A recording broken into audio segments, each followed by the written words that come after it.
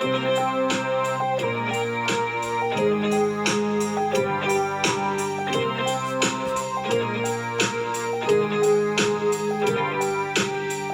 everyone, and welcome to the Lunch Hour Sports Podcast. Here with your hosts, Jacob Smedley, Sam Betts, Justin Rehammer, Peter Amonte, and Nathan Romanot. With today's returning guest, Joey Rinaldi. Our topics today include the MLB playoff races heating up as we enter September. We'll look at how the playoffs will look, some teams in contention, and how it could play out in the final month of the season. Then we'll talk about some NFL season predictions, some teams that could be at the top of their division when the season ends. And the first week of college football is over. We will look at some of the biggest games that were slated in week 1. Now, here's Sam Betts. Sam, Major League Baseball is in its final month. What is going on as we head into October? Jake, September baseball is always a favorite part of the season for me. Looking at all the teams, kind of see who's heating up. We're getting ready for the playoffs. It's exciting, dude. Our team is making it a little more exciting, but we'll get to that later in a little bit. Don't remind me, Betts. Don't remind me. Well, they lost today, so I gather. I'm shedding a tear now if you can't see. But we have the playoffs coming up. Playoffs for this year are looking a little different. Instead of 10 teams as it usually is, there are 12 now. It's a different type of bracket style. You have each league has 6 seeds in it, so obviously creating the 12 teams. The first seed is obviously the best record in the league for that team. Then you have the second and third division winners. So for each division winner, they get those top 3 seeds. Now, for the wild card, instead of just having 2 teams play off in a single game, there's going to be 3 wild card teams for each league, and it's going to be a 3-game series between all those teams playing. Now, the first seed and the second seed, they both get byes, so they already get to go to the ALDS or the NLDS. The third seed, however, has to play the 6th seed, so they get an easier matchup, but that gives them another 3 games that they have to play before they even get to the ALDS, and then the 4 and 5 seeds for the wild card play each other, and that's for both leagues, obviously. Those teams obviously go to the NLDS. The 2 teams who win from there go to the NLCS or the ALCS, and then they go to the World Series, the biggest game in all of baseball. Now, I think something to point out quickly here, Sam, before you move on, very similar for maybe those not familiar with the baseball previous format, similar to the NFL, the recent changes the NFL implemented, adding in an extra playoff team. A lot of people thinking possibly that extra 6 seed, a team that, wouldn't make it in a previous year could, be a first round out. But, again, you never know with adding that element of extra few teams in there than they usually do. Exactly. A lot of people love a Cinderella story, and this obviously gives those teams a chance to do that. However, I think this also helps compensate for the game being sped up more throughout the season, giving them a couple more games for people to watch, bringing in some extra cash revenue to those teams and to the MLB, obviously, but just in response to the game speeding up more than normal. If we look at all these winners and we look at the wild cards, here's what we got. For the NL East, right now the Mets are leading with an 85-50 record. However, the Braves have been riding their tail for the past month here, as they are 84-51, 1 game only behind. Jake, the Braves have been taking off right now. The Mets really haven't been doing anything to secure their lead. September, like I said, is always hot, and we can see the Braves even take over this division spot. Right now, they're well ahead of the wild card. In fact, they have the first seed of the wild card, so they would be the number 4 seed, but it's looking like the Braves might even take the division here. Yeah, I think it's very possible, and you can't go without saying that the young players for the Braves have been playing phenomenal. I can name 3 guys, maybe even 4, that can be Rookie of the Year candidates. The National League Rookie of the Year has to go to someone on the Braves. You got Michael Harris III, the center fielder. He's been playing unreal since he came up. That was even before Ronald Acuna was fully back, playing a phenomenal center field, has phenomenal pop. great in the field. You got Vaughn Grissom, who's playing second base. And where's Ozzie Albies going to play when he comes back? Grisham's playing very well, batting in the 6th, 7th spot in the order. Great contact. Pimped that home run against the Red Sox. That was great in his first major league hit. And then Spencer Strider. You got a starter that can come in, throw gas, 99 to 100, throwing a nice slider as well. I mean, those three guys are, I think, really big in why the Braves have an opportunity right now to swoop in and take that division. Still a month left, but the way it's looking, it looks like the Braves have an opportunity, but wouldn't put it past this Mets team to hold on to it. They've been very good all year, have stumbled a little bit now, but it's going to be very interesting the next few weeks. Yeah, and the Mets definitely struggle with the Dodgers coming up, who are the NL West leader right now. They're 91 and 41. No one's really been able to stop the Dodgers.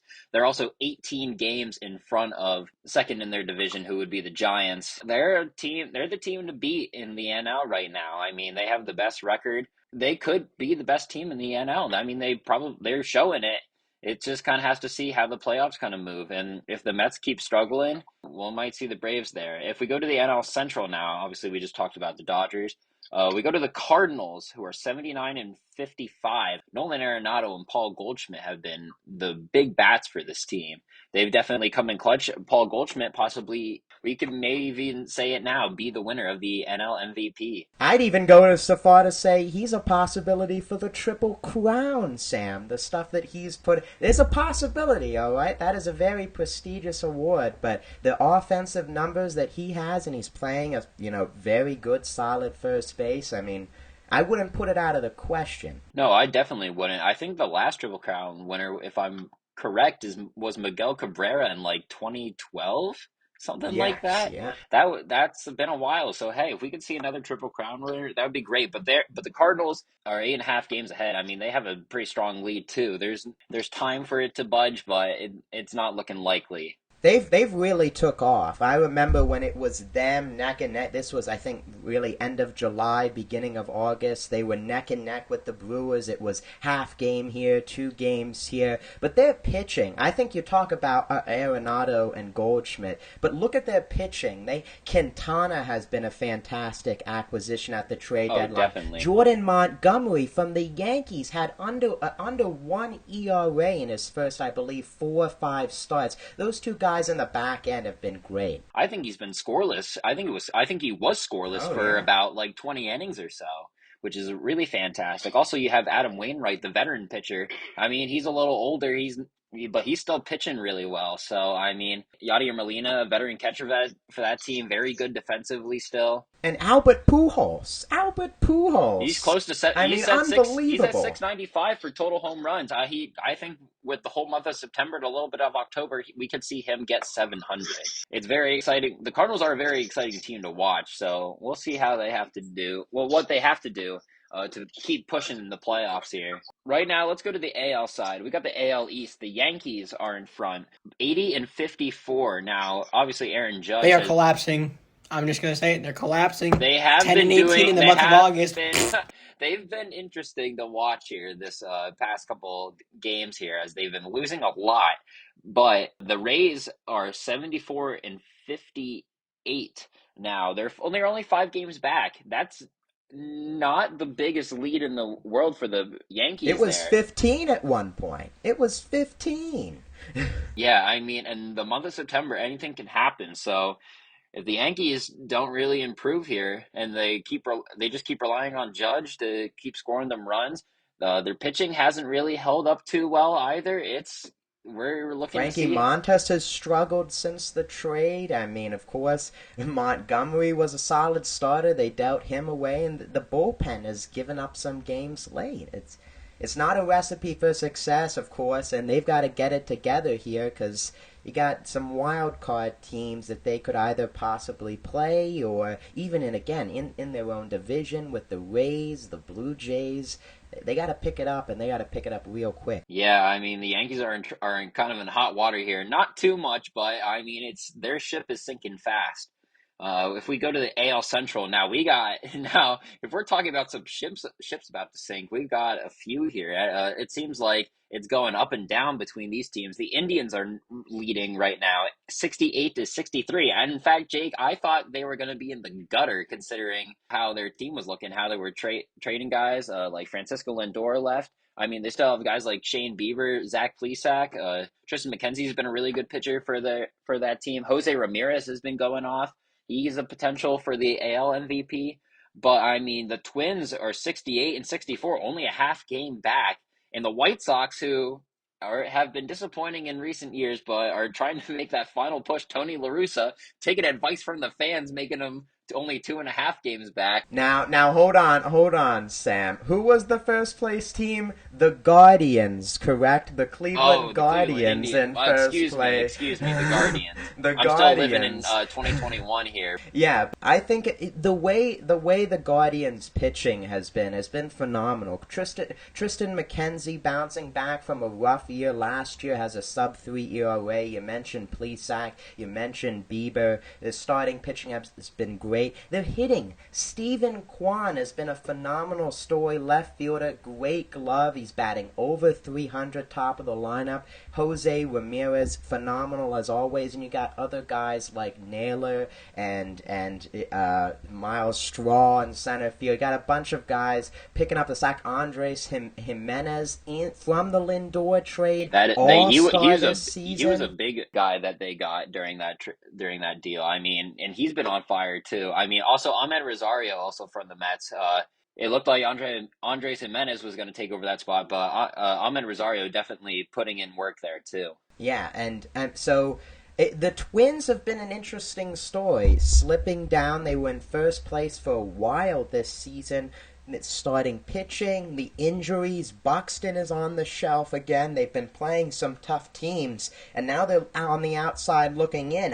I think it's going to be real tough with them, with the depth that they have, the injuries that they've suffered, to really get back in there. I know they made some trades for Tyler Mahle and Jorge Lopez in the pen, but just seems like that lineup is not scoring enough runs. And same with the White Sox. The White Sox have been too inconsistent, so I think it's the Guardians' division to lose at this point, even though they're all kind of close and there's a possibility one can go on a run to take it. Like I've said, the White Sox have been really disappointing in years, so it's going to be interesting to see if they can either pick it up or if they just fall down again. Now that we move to the AL West, we have the Astros at 86-48. Again, another dominant team, just kind of taking over their division. Justin Verlander at 39 years old is straight dealing, throwing gas, and I love seeing it. You also got Jose Altuve with the bat there, and that team is just still on fire. They're 10.5 games in front. So it's kind of in the situation with the Dodgers here. They're kind of the best team in the AL right now, so we see if they push through. Maybe we have another Yankees-Astros series. That would be kind of fiery to see, but it's kind of up to the Yankees, like we said, to kind of keep up the winning here. But the Astros, I don't think, are going to have a problem at all. Hey, Sam, that may be your prediction. I'm not feeling it. I think the Astros and someone else that we might mention here in a little bit. But yeah, I think the Astros, you mentioned their phenomenal play. Verlander has been unreal. Their starting pitching, as has it's been for years now. The depth has been great. The starting pitching's been great. Our old friend Hector Neris in the bullpen, Ryan Presley. Their bullpen has been great. And their lineup is deep as well. You got Yordan Alvarez, who continues to put up great numbers. He's a potential for the AL MVP, too. Yeah, Altuve. Oh, they lose Carlos Correa to free agency. Oh, they're still the best team in the American League. It's phenomenal what they do year in and year out, and it's probably, again, going to be that number one seed in the American League. Awesome. Here, now we get to the spicy part. This is the wild card here. We have the NL-AL wild card series here. We have, for the NL, we have the Braves in front. Obviously, we talked about them earlier, kind of trying to catch up to the NL East, but right now they're 84-51, like I said. They're 10.5 games in front of the wild card, so they have that number 4 seed locked up pretty tightly for their wild card there. The Padres are the next in front, 74-60 with a 1-game lead, and then we have the Phillies, who right now are the 6th seed. They are 73-61 because they lost 3 in a row recently, and it's looking like five of six. No, it's 6 or 7, I believe. yeah, something like that. It's something gross because they suck. And the Milwaukee Brewers, we talked about them a little bit earlier.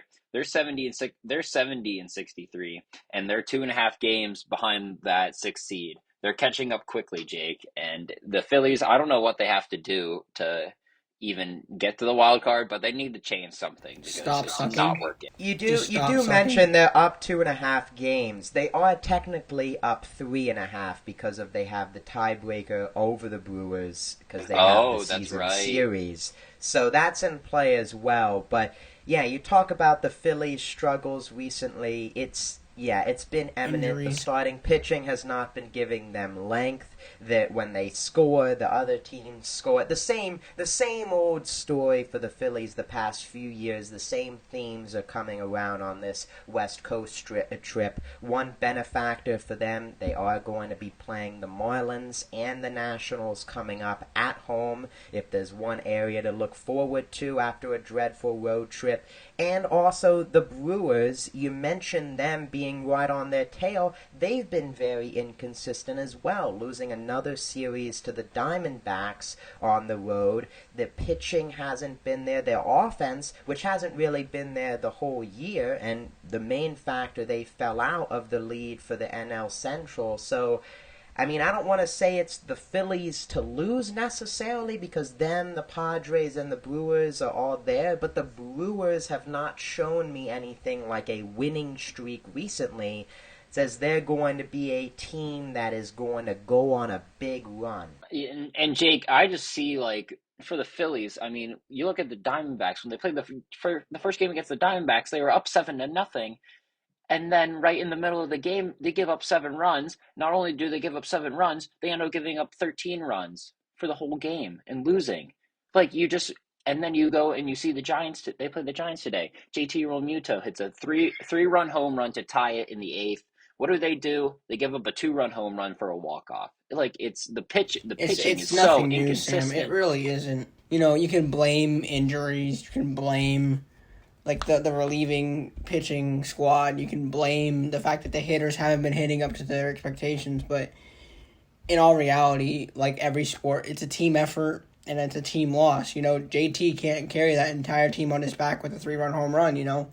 You got to get players hitting more consistently, and you got to, I mean, yes, injuries are always a factor. Nick Castellanos being placed on IL hurts. Zach Wheeler being placed on IL hurt.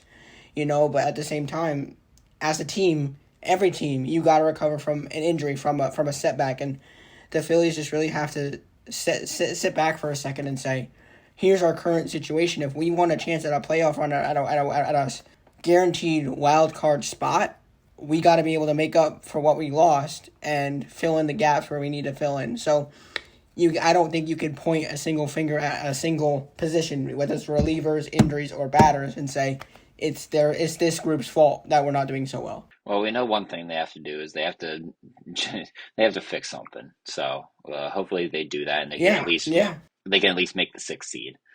Because if they don't, it's going to be another disappointing year for the Phillies. Hey, hold on, guys. I think the 6th seed would be a better situation. All right, think about it here. I mean, you'd be playing the Cardinals in the first round. If not, you would have been playing the Mets or the Braves, which are now. 2 teams I would rather not face. Tougher. You'd rather play them than the Cardinals? Come on now. I'd rather play the Cardinals than the Mets or the Braves, 2 teams they've struggled with in a division. I could agree with that statement. It's tough, of course, you want them to make it. Like, that's the first thing. But if you're looking at 5 or 6 here, that's like, yeah. I don't even think I could think about them playing the Mets, Braves, or the Cardinals until they show me that they can actually make it, and I kind of have to see it. That's true. I have to see it. I'm just playing devil's advocate here with the seeding here, Sam. I understand. I understand. They went 5, now they're in 6. I don't even I can't even comprehend them who they would even play because right now the Braves are kind of on the tail of the Mets. The Cardinals are obviously a decent team. They have that locked up. It's kind of just I want them to just make the playoffs. That's all I'm looking for. Exactly. And that's been the first it's like I time said, since like 2011, obviously. So it's been 11 years, yeah, it'd be and great. I just want them to do that. That's kind of what I'm looking at right now. As a Philly fan, it'd be great. I'd love to see him have a playoff berth, have a playoff run, and I don't care what spot they go into. I'd love to see them go into any spot. However, I agree with Jake's statement of I'd rather play the Cardinals than the Mets and the Braves, who the Phillies have I'd rather continually struggled against. However, it's like I said, and like you're kind of alluding, you don't want to see them play anybody until they can get there. Then you gotta, as a team, step back, recognize your current position, and fill in the gaps. Put that flexi on the holes, on the leaking holes, man. You gotta patch up the holes and play your heart out and fix what needs to be fixed until you have a healthy, active roster again, where you can be back to common ground. Well, I think the plexi they need is Derek Hall, but I think that's enough of my Phillies sob story for right now. Let's go to the American League wild card. I don't want to talk about this anymore. Let's go to the AL wild card. Right now, the Mariners are in front, 75-58, with 1.5 games in front. The Rays are right up their tail, but like we said, the Rays are only 5 games behind the Yankees. So again, we'll have to see. But as of right now, they're 74-58, 1 game in front. The Blue Jays right now hold that 3rd spot or the 6th seed at 73-59. They're even for that wild card spot. The Orioles, however, are 71-62. Magic in Birdland. Felix Bautista coming out to the Omar whistle is probably one of the hardest things I have seen in a long time. Adley Rutschman has been on fire recently. He hit a home run to kind of cap off an 8-1 athletics win for the Orioles, and he's also a potential for AL Rookie of the Year. Obviously, Julio Rodriguez, but we'll see. Gunnar Henderson, coming up. He had a really good debut. He's going to be definitely a cornerstone of that team in the future, even when Grayson Rodriguez comes up. But right now, guys like Ryan Mountcastle, Jorge Mateo's been putting in work. Rougned Odor has been bat flipping and all that other stuff, not punching anyone. And they're starting pitching. Dean Kramer, Jordan Lyles, Kyle been a great addition. Yeah, Kyle Bradish. They're giving them quality starts, keeping them in the games. And I'm telling you, they're close, and there's some magic going down there in Birdland ahead of schedule. I don't know if they slip in. It would be possibly a Blue Jays, Mariners kind of, slipping here in the last month for them to get in. But boy, would I love to see them in there and get a spot. It's also been a while for the Orioles. When was it? When did they play the wild card game against the Blue Jays? Was that 2015? Was that 2015? Yes, I believe so. Yeah, I think that was the last time they went to the playoffs, and obviously it was very disappointing for them as they got beat by Joey Bats and the Blue Jays as well. So I mean, if they kind of come in and take this 6th seed, they'll kind of have their revenge there, and we'll see them. I'd like to see Birdland be a part of the playoff picture here. But Jake, that's all I have, and I'm really excited for September baseball. Let's just keep it coming, and let's start a fire here. Let's see what's going on. Yeah, we will definitely keep an eye on all of these playoff races as the calendar turns September to October and the season comes to an end. Talking about a season that is just beginning. The NFL season is upon us, guys. This Thursday, when the episode comes out, the NFL will start. The Buffalo Bills and the Rams starting the season off. We got you covered with some division predictions. Justin, take it away. Thank you, Jacob. Now, before I begin, I just want to congratulate Peter for hosting the last episode. Peter, you did a great job there. Oh, yes. Phenomenal segment host, Peter. I did my best, and I promise a better segment next time. All right, well, you did great, but I have to say I'm glad to be back, and I'm glad to be talking about one of my favorite topics on the podcast. Year in, year out, we always talk about the NFL division predictions right before the season begins. So let's just get right into it. We're going to start off on the NFC side with the NFC North here. This division consists of the Chicago Bears, Detroit Lions, Minnesota Vikings, and the Green Bay Packers. Now, I think that this choice for me is pretty obvious. I mean, I think it probably will The be for you Chicago guys, too. Bears, right? Chicago Bears. Obviously. I mean, I guess Peter wouldn't agree. One of the but most obviously. improved teams this year. Oh, definitely. No, I've got to go with the Green Bay Packers, of course. Aaron Rodgers is still sitting at that position, the quarterback, so I think that it's going to be tough to beat him. I mean, the Minnesota Vikings, they've made some strides this year, but I don't see them taking it from Aaron Rodgers just yet. Even without Devontae Adams and some other key pieces, it's going to be tough for anybody in this division to dethrone him. And, you know, the Bears and the Lions, they're not there yet. So I think it's going to be the Packers this year. I'm going to have to disagree with Justin here. I think Vikings are going... It's going to be close between Vikings and the Packers, but I think the Vikings will end up winning. They're just looking like a bit of more of a complete team. I know Kirk Cousins... Sorry, not Chris Cousins. Kirk Cousins. You know, he's not the best quarterback, but he's still good enough, and I think they just have a better wide receiving core, better defense. I think Aaron Rodgers losing Devontae Adams is going to hit them hard because their wide receiver core is not looking nearly as good. So that's why I think the Vikings will edge out this year. You know, I'm going to piggyback off Joe here. I agree. I think this is the Vikings' chance to win the division. I'm not going to say it's going to be an easy take for them. I still think that Aaron Rodgers, like Justin mentioned, is a very, very good quarterback. I'd say he's up in the top couple of quarterbacks in the league currently, but I'd have to say, like Joey said, with the wide receiving core that the Vikings have, absolutely nuts. I mean, we all know Justin Jefferson is a dominant wide receiver, and having Adam Thielen there, who has proven his worth on a team, and Dalvin Cook, who is a massive breakout running back on the Vikings, is going to help that team a lot. I think that what's going to be the most damaging is the brand new receiving core for Aaron Rodgers. He doesn't have Valdez-Scantling. Yeah, he doesn't have him anymore. He moved to the Chiefs, if I'm not wrong, I think. And he is without Devontae Adams, who, I mean, all six of us here know Devontae Adams, one of the best receivers in the entire NFL, with just how he plays, his route running abilities, his catching ability. And you have some pretty good pieces on the Packers still. I mean, Robert Tonyan has proved himself to be a pretty decent tight end, and Aaron Jones, of course, who has proven to be a pretty good running back, and A.J. Dillon even, who has proved to be a pretty good back for that Packers team. But just looking back on the Packers seasons where they constantly fail in the grip of success in the playoffs, and that's with one of the most powerful receivers on the team, I think that they're going to struggle. Hold on, Peter. Peter. You're wait. saying in the playoffs. They've gotten to the playoffs we're how talking many about straight getting years to the now? playoffs. No, but I know. But what I'm saying is that we also have to consider Minnesota has a new coaching staff. They have a new coach who I think is going to play towards Kirk Cousins more. He's going to be able to adopt a better playbook with more passing options for Justin Jefferson, Adam Thielen. And I don't know. I just feel like this, out of any year, this is the Vikings' year to take the division. Yeah, I mean, listen, I think it's going to be really tight this year. I do. For me, I honestly believe the difference could come down to a loss at Lambeau for the Vikings. I have the Packers edging them out slightly. It could be a game or two difference. For me, the Packers, they've been so dominant for so long now with Aaron Rodgers at the helm that it's kind of like, until I see it, I can't believe it that, you know, they're not going to win this division.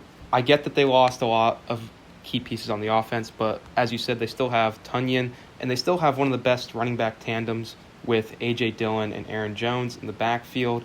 I think that they'll rely on them a lot more this year, and I feel that, you know, with that defense, and especially where they play, Lambeau Field, you know, that's one of the toughest places to play in the NFL. I just feel that they'll slightly edge out the Vikings, who, by all means, I think will have a good year, and I think will definitely be a wild card team, but they'll just miss out this year, I think, probably by a game or two. I'm going to break the tie here and go with the Green Bay Packers. I think very similar reasons to Nate. Just haven't seen the Vikings take that step with the pieces they've had now for a few years. Kirk Cousins, in my eyes, hasn't taken that next step yet. Dalvin Cook, there's injury concerns, there are health concerns. Jefferson is going to be great, but help around him. Thielen's aging. He's been solid, but he is getting up there. And Peter, I'm going to use your own argument against you. The new coaching staff, I think it's going to be tough for them. They're going to win some games with the talent they have, but I think there's always those games where it's the new coaches in there, the guys still getting used to that, and I feel like that's going to affect them in some games. And I'm not going to bet against Aaron Rodgers yet. Even though he's lost, pass catchers before, he is still an elite quarterback in this game. And I think their defense, which hasn't been mentioned yet, is still, I'd say, a top 15, could even be top 10 unit in the game. So I think they're going to win them and keep them in a lot of games. But like Nate said, close. The Vikings will be second there. Let's move down now to the NFC South here, where we have the Carolina Panthers, New Orleans Saints, Atlanta Falcons, and Tampa Bay Buccaneers. And I think that if you're not picking between the New Orleans Saints and the Tampa Bay Buccaneers, you're kind of crazy, but, that's just me. I think personally between the two, it's going to be the Tampa Bay Buccaneers. They have a very talented roster. Whatever questions you have at quarterback, with Tom Brady being so old, everybody says it every year, blah, blah, blah, whatever. I think they're going to win that division just because there's not enough on the other teams to really compete with them.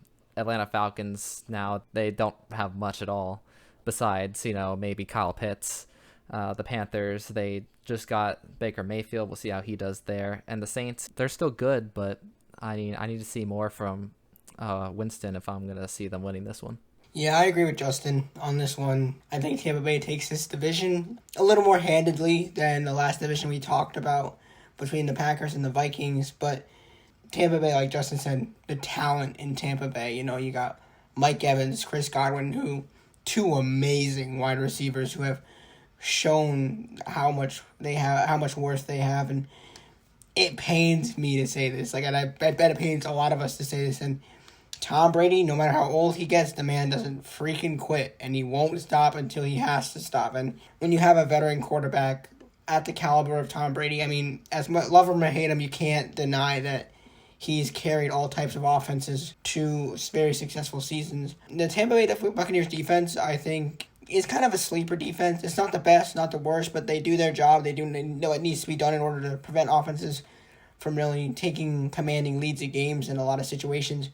I think what really hurts the Saints is Jameis Winston was out for a majority of the season last season with injury, and having him come back, it's going to be a tedious process, making sure that he stays healthy and uninjured again. And adding Jarvis Landry was a good add. Tyrann Mathieu, huge add for that defense, especially because they just lost one of their defensive players that actually went to the Eagles, which I'm pretty excited to talk about here in a little bit. C.J. Gardner-Johnson.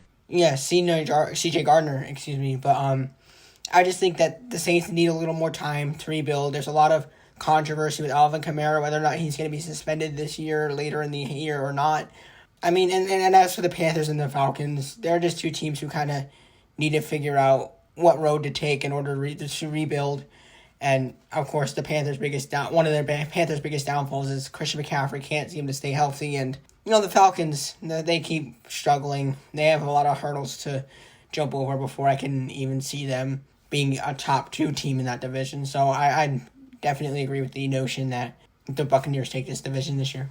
I think it's pretty easy to see that the Buccaneers is the best team in this division. I don't think the other 3 teams even compare. It's literally the only complete team in this division. Everyone else are still searching for key pieces. Like Falcons have Marcus Mariota as their quarterback right now. Hasn't started in how many years. Panthers just got Baker Mayfield. Don't know how well he's going to perform.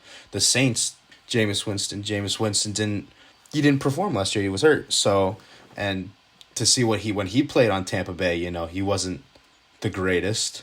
So just based on simple fact is Tampa Bay is a complete team, so they'll run away with this division easily. I agree with what everybody's said so far. I'm going with the Bucs as well. I don't know that they'll necessarily run away with it. I think the Saints have, a pretty decent roster, a mix of veteran talent and some young talent coming in.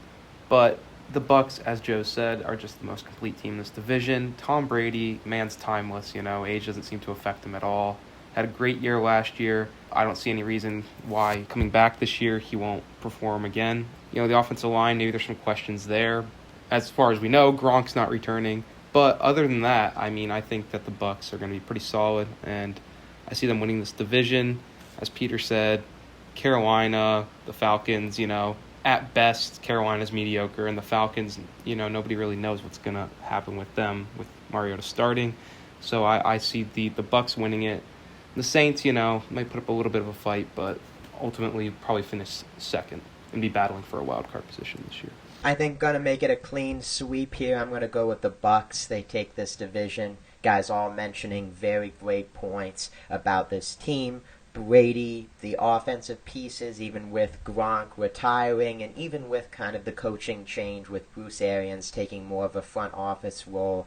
They're too talented, really, again, keeping all of the same guys. The one area, though, I think they will struggle and is the offensive line. They did lose, it was Ali Marpet retired, Ryan Jensen signed with the Bengals. So I think at least to start, you can see maybe those guys off to a slow start as really the one position group the Bucs might struggle with. But overall, I think, again, better team than the Saints, even though position groups, the Saint Marshawn Lattimore is a very good corner.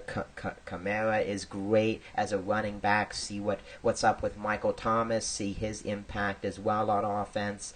But yeah, I think the Bucs complete team. They'll take this division. Yeah, time to talk about my favorite NFC division, the NFC East. That was a joke. It is not. Oh, come on. Whatever, Justin. Whatever. Hey, man, they're called the NFC least for a reason now. Yes, sir. Let's talk about them. They got the Dallas Cowboys, Philadelphia Eagles, New York Giants, and Washington Commanders in that division. And you know what? I'm going to catch some heat for this one, but I'm going to say the Dallas Cowboys are taking this division.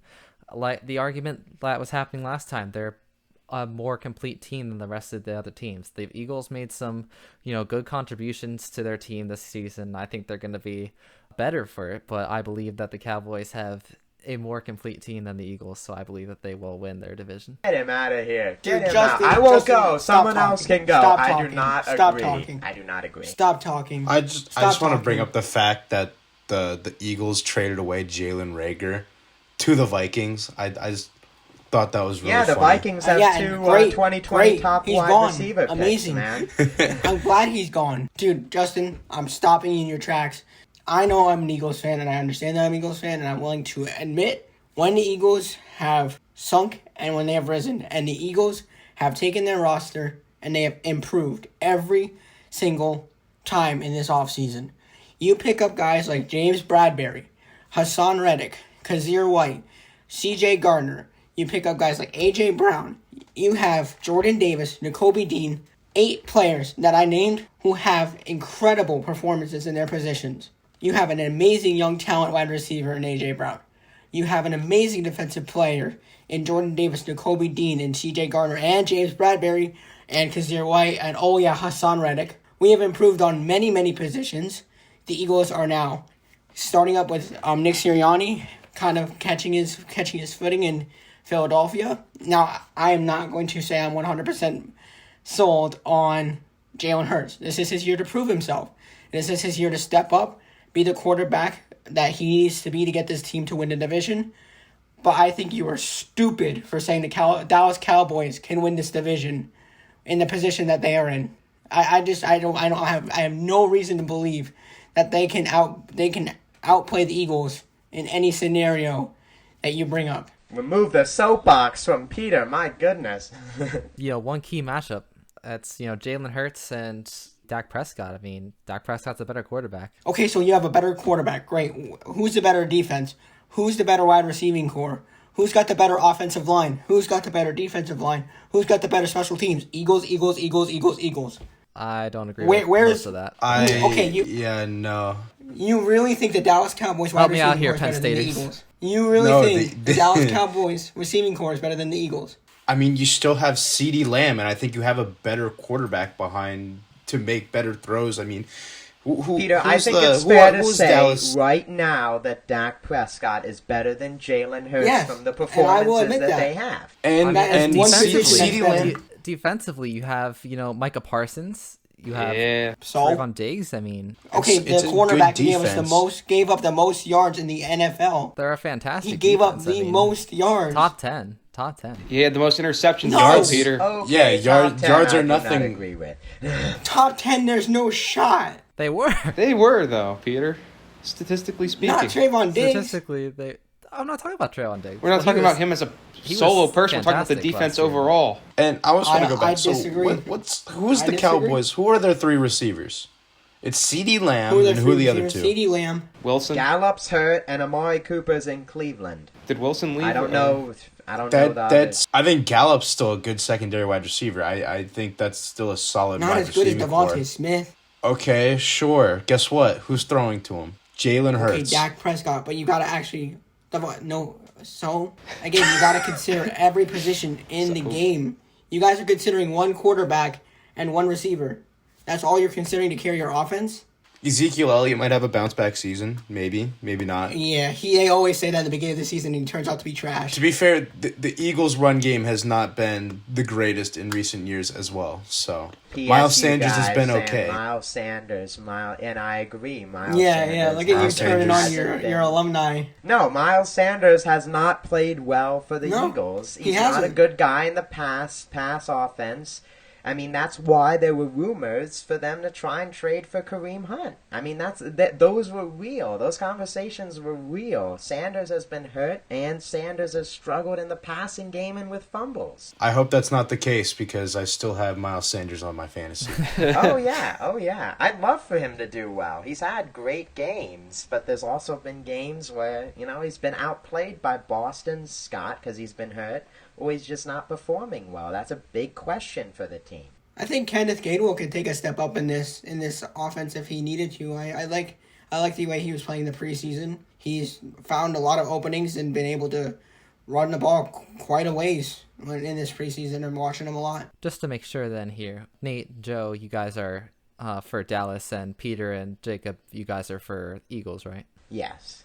But I am not as passionate and maybe oblivious as Peter is. I was just really quick. It's just going to be. I think it's going to be very close between Dallas and Eagles. I don't think it's going to be a large gap, but to flat out say the Eagles are better than every single way, shape, or form is it's not realistic at all. I think it's safe to say the Eagles have had a better offseason, yes, Yeah, to sure. improve No, their Sure. But have they improved enough? That's No. They're on paper. On paper, they're better. They haven't played anything yet. I will say, Joe, I agree with a lot with what you said. I think that Dallas edges it slightly this year. I'm sorry. Listen, Eagles fans, I'm not sold on Jalen Hurts.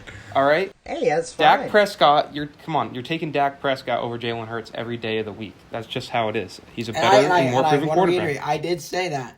Yeah. I am not sold on Jalen Hurts. I'm saying that could be the difference. They're better than every single. That could be the difference. That for me, that is the difference. All right, the Eagles, yes, they've improved. Their defense has improved. Their offense, receiving core has improved.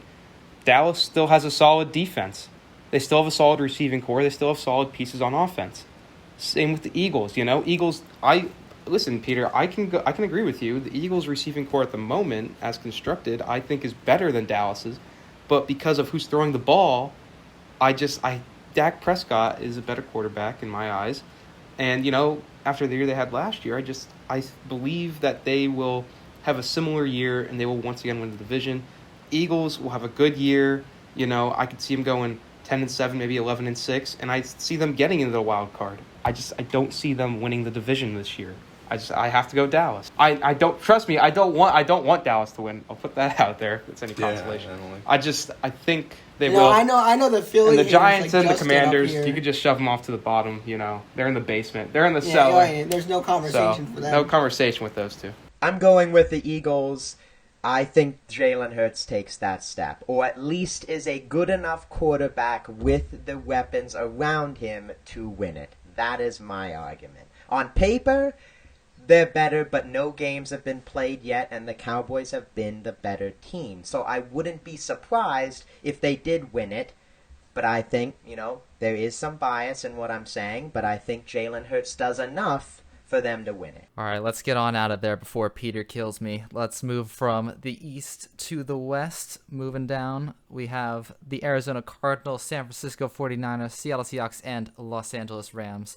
I think that this is probably one of the easiest ones in the NFC to do. It's going to be the Los Angeles Rams, guys. Let's be honest. The Seahawks, they have no shot. The Niners, an outside shot, very low shot. Cardinals, they're going to put up a fight, but I believe in the end it's going to be the Rams, the defending Super Bowl champions, one of the best teams in the NFL still, and I think that they will win their division pretty handily. So, yeah, I mean, looking at this division, the Seahawks are a complete dog water. The Niners and Cardinals, I think the Niners are going to be actually pretty decent this year. Still, even without Jimmy G, probably going to be playing Trey Lance this year, but Cardinals are not looking good, especially for the first half of the season, without D-Hop. So the Rams are most likely going to win again this division, and honestly, they're looking good for a two-peat. I wouldn't mind seeing it. I think this division, I mean, it's easy to say we hand it to the Rams, and I am choosing the Rams because of the advantages that they have offensively. You can't deny the receiving core that they have with Cooper Kupp and Allen Robinson being added to that team is a huge, deep threat when it comes to the game, but Cam Akers coming back. But I really think that the 49ers and the Cardinals are going to be really fighting for that second spot because, the Deebo Samuel contract being cleared up and having a new quarterback at the helm, it's going to be different for the 49ers, and I feel like they won't have that push to exceed, to have a huge breakout season, but I do see a better season for them. Brandon Ayuk, proving himself season by season, getting to be a better wide receiver, and if George Kittle can stay healthy, he is a very dominant tight end on that 49ers team. And like Joey said, I think it's going to be hard for the Cardinals the first 6 games without DeAndre Hopkins. And the Cardinals defense, they got Chandler Jones and they got some decent guys here and there, but there's no really... I think their unit is broken in some places and they have some holes to fill in that spot. So yes, I am saying the Rams, but I think it'll be a tougher battle to see who gets that second spot between the Cardinals and the 49ers this year. Yeah, I agree with you guys. Justin saying this is one of the easier divisions to pick. I don't agree with that statement necessarily just because this is one of the best divisions in football when you look at it talent-wise. I think the Rams are going to win it. I think it'll be a little closer than what you guys might be saying. I think the Cardinals, Kyler Murray, obviously missing D-Hop the first 6 games of the season is tough. I think that they're going to put up a great fight in the division, and I think the Niners, we don't know what's going to happen with Trey Lance, but I think that they're a solid team, got a really good defense, and they still have Deebo Samuel and George Kittle on that offense. I think you have 3 teams there who can all potentially make the playoffs via the wild card, obviously. So I go Rams as the winner. I think that I want to say the Cardinals are close second and the Niners third just because, the Trey Lance factor, we don't know necessarily. But, I think the Rams only edge it by 2 or 3 games, potentially. And then the Seahawks, they're in the rebuilding phase, that franchise, and I don't, see it being a very good year for them. But I will go Rams, defending Super Bowl champions, to win the division again. Yeah, I think clean sweep, all of us. I think the Rams are going to take the division. I think, speaking about the Seahawks, this might be the first time that this division has had a very bad team in years, really. It seems like every year, really past, you can even go 5 to 10 years, has been, every team has been in the mix, every divisional game has been competitive. Don't think that'll be the case. Rams, as we discussed with the Bucs earlier in the NFC South, best team on paper, best team talent-wise. I think the coaching coming off of the Super Bowl championship, I think they will take it. Very intrigued, again, that 2-3 Cardinals with what they did with Kyler Murray's situation, with D-Hop's situation. I'm going to put the 49ers 2 ahead of them, just because of, I think, the certainty with them on defense, and then the Cardinals 3, but Rams taking it. Yeah, those are all good picks, guys, but let's move out to the AFC side of things. The AFC North, we're going to start out with one of the more fun divisions, I think, to pick this year. We have the Baltimore Ravens, Pittsburgh Steelers, Cleveland Browns, and the Cincinnati Bengals. Now, I got to say, it's a good thing that Cam's not here because I am not picking the Steelers to win it. I am picking the Cincinnati Bengals. I think that they made the Super Bowl last year. That wasn't a fluke, so I think they're going to be a good team this year again. They might not be winning every game. There's going to be some tough ones in there for them. They're going to be tested, but I think that overall they will win this division. As much as I would love to say that the Steelers would win this division, it is not going to happen this year. I agree with Justin. I think the Bengals are going to take this one. They have probably one of the best wide receiver cores in the league best wide receiver in the league. Jamar Chase is one of the best. So based on that, they're a great team. Ravens, not looking the greatest. I mean, their defense is still really good. Wide receiver core is a little you still got Lamar Jackson. J.K. Dobbins going to have his first year back. So we'll see what they can do. Browns are the Browns. No easy way to put it. They're just the Browns, Deshaun Watson won't be playing for the first half of the season. So I don't think they can rely on Jacoby Brissett that much. And then the Steelers. Oh boy.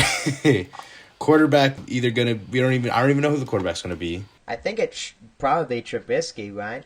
Right. They said he is the starter. Yeah, they have him as the starter right now, but I could easily see Pickett taking the reins. It's going to be a rough year for the Steelers. I agree with the Bengals sentiment here. I think the Bengals are going to take the division. And, Joey, I'm going to kind of bounce off what you said with the wide receiving core. They have a really solid wide receiving core. Jamar Chase obviously being at the helm, but T. Higgins proving his dominance in that offense, and Tyler Boyd proving that he could be a very vital receiver as well. They did take a hit from losing C.J. Uzomah at the tight end position. He was a very dominant player for them. But the biggest thing that they did this offseason was fixing the holes in the offensive line to protect Joe Burrow, to give Joe Mixon those holes he needs to run the football. I think that defensively, they're pretty sound. I mean, I wouldn't say they have like a top defense, like a top 5 defense, but again, they have a pretty sound defense, and I think that they do what needs to be done. However, I do say that the Ravens come up second in this division with some fight. I mean, they have one of the more dominant defenses in this division. Everybody's healthy again on this defense. They struggled with injuries last year. Lamar Jackson coming back from an injury as well. I think he's got some unfinished business, we can call it, and I think that offense with J.K. Dobbins coming back as well is going to play their hearts out to, like every team does, fight for the division. But overall, I think Cincinnati beats them out by 2 or 3 games for the division title. Yeah, this one's a really tough one for me. When everyone's available and all are healthy, I think you can make the argument that this is the best or the second best division in the NFL. Obviously, the Browns not going to have Deshaun Watson for 11 games this year. Pretty much puts them out of the picture. As Joe said, I don't really have any faith in Jacoby Brissett leading that team or doing anything special with that team. And I think they'll finish probably last in the division. I think they'll finish below the Steelers this year. But then, when it comes to the Bengals and Ravens, it's going to be close. What really does it for me, though, is the lack of receiving options for the Ravens. It hurts, and, Lamar Jackson hasn't always been the best passer in the league, but by no means, I think he's going to have a great year this year. He's buffed up in the offseason. I think the Ravens are going to come in a close second, maybe 1 or 2 games. It will probably be very close. The Bengals, I have them edging them out, as Peter said, improve the offensive line. Still got Jamar Chase, still got Joe Burrow, Joe Mixon in the backfield. They're a solid young team, and I truly believe that they will win the division this year. Guys, you know what? We're going to go with the Ravens, all right? Clean sweeps are great, but I think, let's go out on a limb. These are predictions. Anything can happen. I'm going to go with the Baltimore Ravens taking the division. It is close. Again, this is probably like a game. The divisional games, 1 game could be the deciding factor, but I think Lamar Jackson in a contract year, he wants to get paid. He's upset that the Ravens haven't paid him yet. I think he's going to go out and ball out. I think that defense, always strong, middle of the pack, performing well.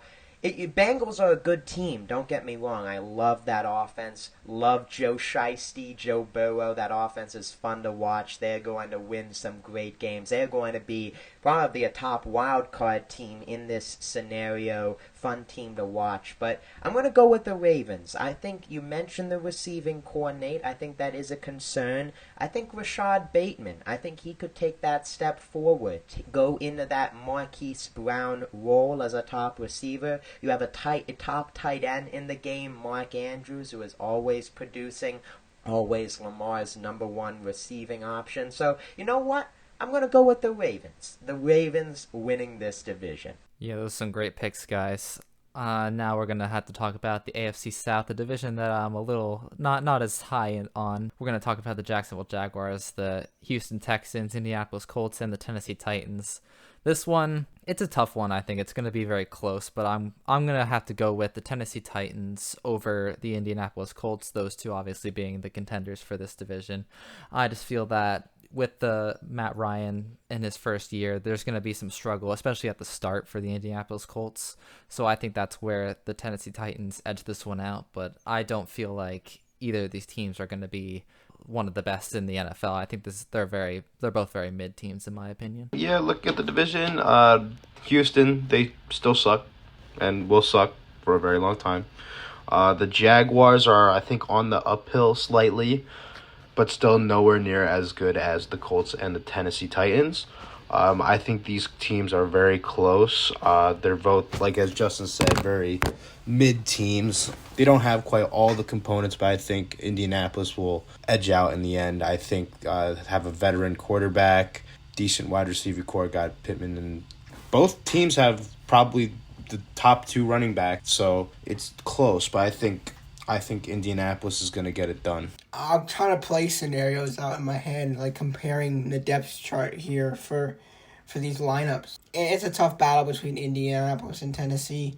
I don't want to hand it to Tennessee so much easier this year because they lost A.J. Brown, they lost Julio Jones. I mean, although Julio wasn't that big of a producer last year, he still had an impact on that team. However, Indianapolis, starting with Matt Ryan, I think this is a new chance for Matt Ryan, a new given opportunity to play with a different team.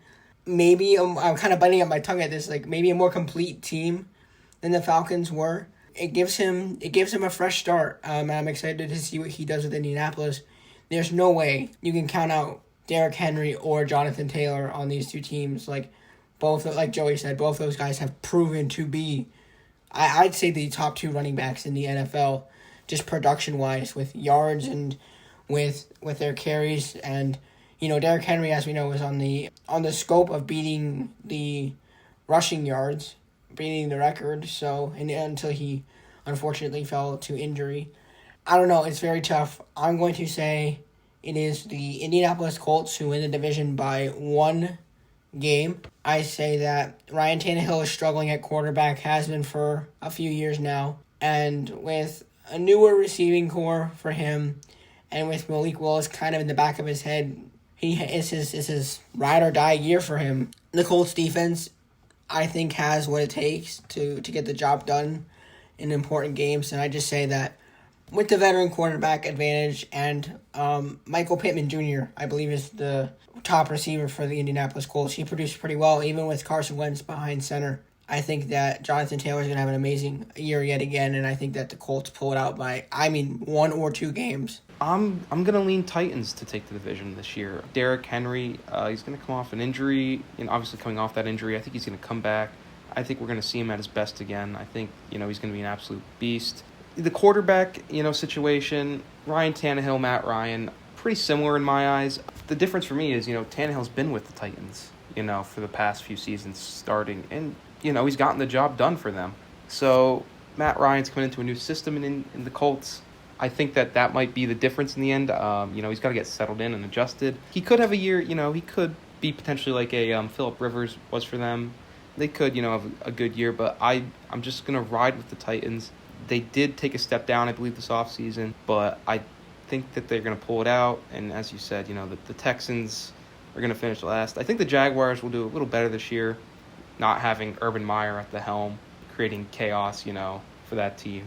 So they'll finish third, Colts to finish a close second, and then the Titans to take the division for me. Nate, I respect it. I respect it being on the limb, the only one choosing some other team. Colts, my division winner. I think I'm just going to look at the complete team. I think Titans a good team as well. Good defense.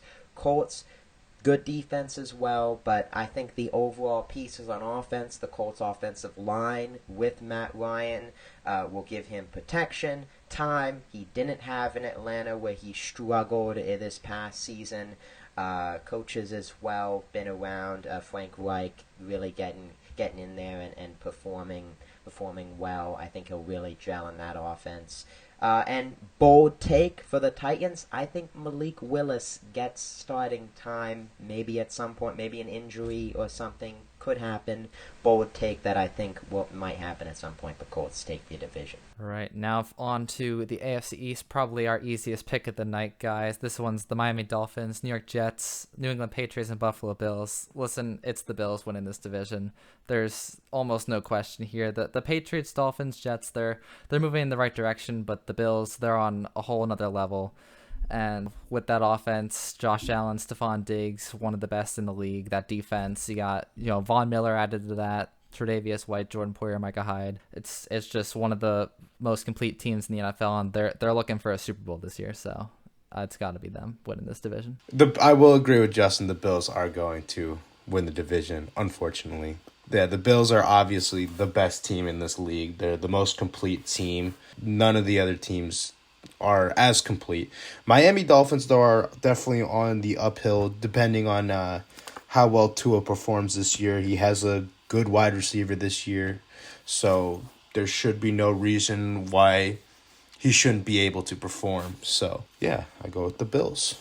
As much as we like to rag on the Bills for how many years they've been bad, and, I've said that, I've talked about this with Justin a little bit in the offseason. I really do believe that the Bills, ever since drafting Josh Allen, have been working very tactically to build an all-around complete team because they found their quarterback. They found their all-around all-star quarterback in Josh Allen. And I would agree, Stephon Diggs, huge addition to the offense and the wide receiving core. I mean, you saw what he could do in Minnesota. He's translated that in Buffalo. Gabriel Davis is a young name I want to kind of bring up in conversation. Gabriel Davis, I think this is going to be a huge breakout year for him. He was a great target to have last year, and I think he's going to perform very well this year. The backfield concerns me a little bit. Devin Singletary struggles here and there, and I just think that Josh Allen can make up for it, although, a lot of teams don't want their star quarterback to go out and risk injury when rushing. But I think that the overall side of the offense, the offensive line, Dawson Knox, a tight end, can make up for the little holes that the backfield is making. And like Justin said, the defense with Von Miller is just yet another dominant person to have on that side of the football. And hopefully that the Buffalo Bills can remain injury-free. I know that kind of hurt them in the latter half of the season last year. But like Justin said, and I'll be one of the first to say it here, I think this is the Buffalo Bills' best chance for a Super Bowl ring. They have built a very complete team, a dominant dynasty, and I think that if they were searching for a year, this has got to be their year. Yeah, I agree. You can't call them a dynasty yet. They haven't won anything, but they are definitely the best team in this division. Top 5 team in the NFL, easily, probably top 2. They'll win it. I think, the rest of the division, looking at it, the Patriots, I don't know, I don't know how to feel about them. They're going to have a solid defense, Belichick's going to make sure of that. I think that they'll just edge out Miami for the second spot in the division. I think it'll be close. Miami, depending on how Tua plays this year, it'll be a close year. I think we're looking around maybe 9-8 for both those teams, close. And then the Jets, I'd say, bottom of the barrel, but they're improving, incrementally. I think you'll see maybe 5 or 6 wins this year for the Jets. So yeah, but the Bills take this division easily this year. Bills take the division easily. Same here. It's a point Nate brought up that the Jets, I think they're going to be better. Again, 5-6 wins. Been drafting well, surrounding Zach Wilson. But I think the Bills, talent-wise, they are one of, if not top 2 or 3 best teams in the league, with possibly the best QB in the league. Wide receivers are great. Defense has been great. They are going to win this division. Dolphins, I think, are a wild card team. They're 2 Patriots 3 in that mix, but Bills take this division. Right, now for the main event, the best division in football, the toughest pick of the night for us boys, the AFC West, consisting of the Kansas City Chiefs, Denver Broncos, Las Vegas Raiders, and Los Angeles Chargers. This is a tough one. By no stretch of the imagination is this easy. You know, you have 4 fantastic teams here. The Raiders with Derek Carr and that new receiving core with Devontae Adams in the mix. You got Kansas City Chiefs, Patrick Mahomes, always a stud over there. Although without Tyreek Hill, he still has Travis Kelce. And then the Denver Broncos with the addition of Russell Wilson. Of course, you still have some great key pieces on the defensive side of that team too, and the Los Angeles Chargers as well. Justin Herbert, just an all-around great player, MVP candidate for this season.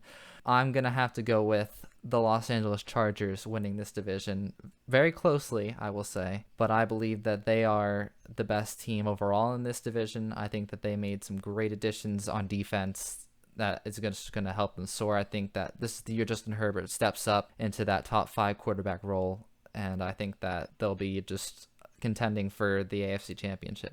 I'm going to have to agree with Justin. I think the Los Angeles Chargers are going to win this division. Looking on the other side of the ball on the defense, they have probably one of the best 1-2 punches in the league. You got Joey Bosa and now Khalil Mack. One of the best to punch out in the league by far, best pass rush defense. And they also have one of the best safeties, I believe, in the league.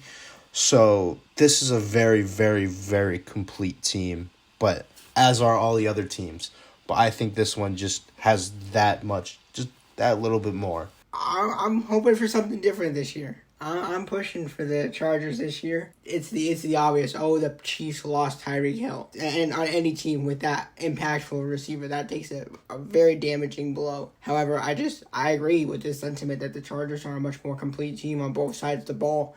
You know, I'm looking forward to Austin Eckler this year, seeing how he does. And it's hard for me to pick a number 2 because, you know, Russell Wilson's going to do great things in Denver. I don't want to count them out as the last team in this division because, you know, Cortland Sutton, Jerry Jeudy, both very, very good receivers. See, I want to say my wild card is the Raiders. I want to go dark horse here with that, the little underdog story with Derek Carr and Devontae Adams. You know, the Raiders have a decent defense. You know, Max Crosby is a pretty good player, and, you know, he's one of the bigger names, and I'll just kind of leave it at that. But I think that the Chargers take it this year in one of the toughest divisions in football, if not the toughest divisions in football. This is definitely, in my eyes, the toughest division in football, and I also truly believe that you're going to see 3 teams from this division make the playoffs, maybe even all 4. It could happen. It really could. They're all that good. I am going to go, though, with the Chargers to win it. You know, I love what I'm seeing from Justin Herbert. Oregon guy, he's been great ever since he came into the league. I think he's going to be up there for MVP this year, as Justin said. Complete offense. They added to the defense with Khalil Mack. They're going to be a force to be reckoned with. I think that you'll see the Chiefs second. You know, you still got Patrick Mahomes. He's proven himself. He's a great quarterback in the league. They still have Kelce. Still have Clyde Edwards-Helaire in the backfield. They got weapons, you know. They have Juju in there now. We'll see how he does for them. And then between, you know, the Raiders and the Broncos, it's tough for me. I think my bias is going to kick in here a little, though. I'm going to go with the Broncos to go third. I think Russell Wilson is going to do good things with that young receiving core of ours. And, you know, the defense is solid, and if anything, it's only gotten better. And the Raiders will finish 4th. By no means, you know, I think that they're a great team. I like the addition of Devontae Adams. They still have Waller, obviously, and Jacobs in the backfield. I think it's going to be very tight. I think it's going to be very close. What's really going to decide it is obviously the interdivision games against each other. That will ultimately decide, you know, who wins this division. But, yeah, I'm going with the Chargers to win it. And like I said, I think you're going to see at least three teams from this division make the playoffs. Yeah, I'm going to clean sweep in it. I think the Chargers are going to win the division. But again, talk about the strength of the division. I think you could honestly make a case for all 4 teams breaking a certain way where each team could be a division winner if one team does better than expected. But I think the Chargers are going to win. I don't know. I'm feeling a vibe with the Raiders that a possible second place team with Devontae Adams coming in there, his connection with Derek Carr, the new head coach, Josh McDaniels, his success as an offensive coordinator in New England. I feel like they could finish second. Broncos in there, and I don't know. I'm shocked by it as well. There's a world where I think the Chiefs could finish fourth in that division. I don't know if it's Tyreek Hill, but maybe just even the quality of the teams around them. But I think the Chargers are going to win the division. And then I just want to real quickly touch up on some playoff predictions a little bit here. I'm going to say for the NFC, I'm going to have the Rams finishing first, getting that week 1 bye. I'm going to have the Buccaneers at second, Green Bay Packers at third, and of course with mine I have the Cowboys sitting at fourth, with the wild card rounding out with Arizona at 5, Minnesota at 6, and the Eagles at 7. The Rams are an obvious leader in the NFC, and the Bills are an obvious leader in the AFC. There's a lot of fighting to do within the divisions of these two sides, so I think that a great way to put it is it's going to be one of the biggest NFL seasons to fight for spots this year. And with newcomers winning the division and with veteran players on new teams, it's going to be a great season to watch. Justin, I agree with your top 4 there. Division winners, obviously. And then for me, wild card, I think it'll go, I want to say Cards, Vikings, Eagles. Those are my wild card teams. I agree, switch Cowboys, Eagles, of course, based on my prediction as well. Maybe change it around. I've maybe a bit at the top, depending on finishes with those top teams. But, agree in wild card. Cowboys for me. And I'm going to go Saints and 49ers. Cowboys, Saints, 49ers. AFC, Justin, you got a list for the AFC to wrap things up? Of course I got a list for the AFC. Number 1 sitting at that number 1 bye. That's going to be the Buffalo Bills. Then you have the Los Angeles Chargers at 2, the Bengals at 3, and the Titans, of course, at 4, winning their division. And then, how you mentioned there might be 3 teams? Well, I went with 4 teams from the West. I'm going the Raiders at 5, the Chiefs at 6, and the Broncos rounding it out at 7. I agree with some of that. There's definitely some things I would change just based off my own picks, like the Indianapolis Colts instead of the Titans, that sort of thing. But overall, not a bad list. I think I would go top two. I agree with my adjusted Ravens division winner. I'd put them 3. I think they win enough games. Colts. I'm gonna slide the Bengals in there. I don't think four teams get in. Again, it's possible, but I'll slide them in there instead of the Chiefs in my eyes. I think they're like a game outside looking in. They'll win, maybe 8, 9, 10 games, but Bengals, Raiders, Broncos, wild card teams. Shocking, but that's what I'm looking at. I'm basically on the same wavelength as you there, Jake, except change, I have the Bengals winning the division. I think the Ravens are going to get in the wild card, though, just because, in the West, they're obviously going to be playing each other a lot, so somebody's going to incur some losses there. Wild card wise, I would go with the Chiefs, the Broncos, and the Ravens. Probably switch the Broncos and Ravens, so I'd go Chiefs, Ravens, Broncos. Yeah, so the only edits I'd make to the initial list, I keep the Bengals at 3. Although my wild card, I have the Ravens, the Raiders, and the Broncos. The Chiefs, I think there are teams that could beat the Chiefs out with how highly competitive the AFC is going to be this year. And, like I said, like we've all discussed, the Ravens battling against the Bengals for that really tight spot. And, the Chargers, the Chiefs, the Raiders, and the Broncos all battling it out. But I see for the first time in a while, the Chiefs missing out on a wild card spot. Well, we will definitely take a look and monitor, of course, across the season, how teams do, how standings shuffle. And of course, we'll have episodes in between breaking it all down. Well, the NFL is yet to start College football is just underway with some big matchups in week number 1 and a big declaration over the weekend with the shape of the college football playoffs. Guys, any matchups here in week 1 that really caught your eye? Some big ones in the top 5, Ohio State, Notre Dame. You got some other top 25 teams with some tightly contested games. Any games catching your eye? Some upsets as well. Well, as a Penn State student, I think it's fair to start off with the first game of the college games this week. Penn State at Purdue. Wow, was that a nail-biter. It was a very painful game to watch. Very, very painful as a Penn State fan. Penn State side of things, Sean Clifford looks like dog water. He's trash. He is not the reason why his we won Raisin that game. Cane's Honestly, sponsorship isn't going to help him out anymore. No, not at all. I think Penn State only won that game just because Purdue cannot tackle. That is literally the only reason why Penn State won that game. Purdue, I think, played a better game overall. I mean, defensively they were but offensively Purdue was on point. Offensively, Penn State, they were just turnovers and not catching the ball. Literally the only reason why they won is because Purdue can't tackle. I know watching that game you're nervous, Joe, but, I'll give credit where credit's due. Sean Clifford, yeah, he's terrible. But he did come in the clutch and win the game. As a Penn State fan, nail-biting, but happy to see it.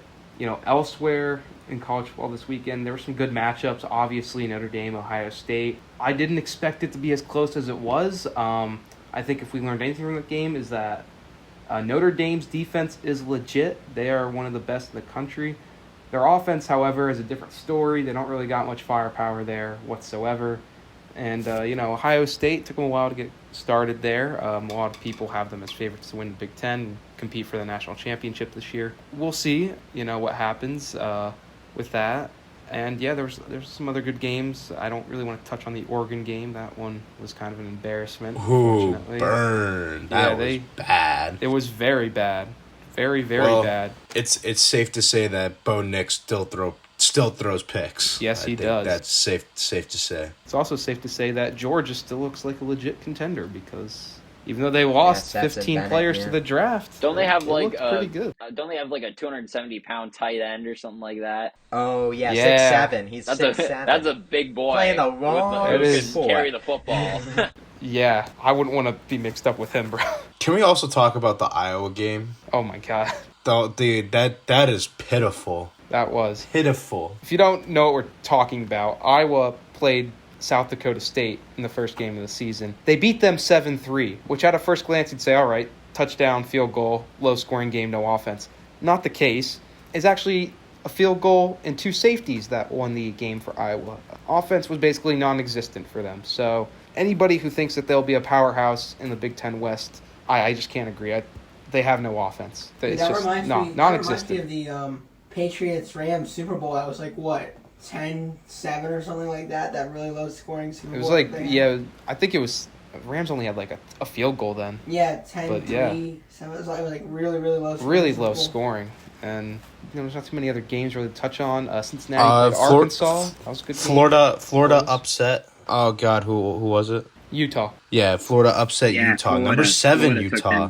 Heartbreaking. Yeah, that's good for Florida, man. I'm not I like Florida. They're pretty cool. I can't diss the Gators.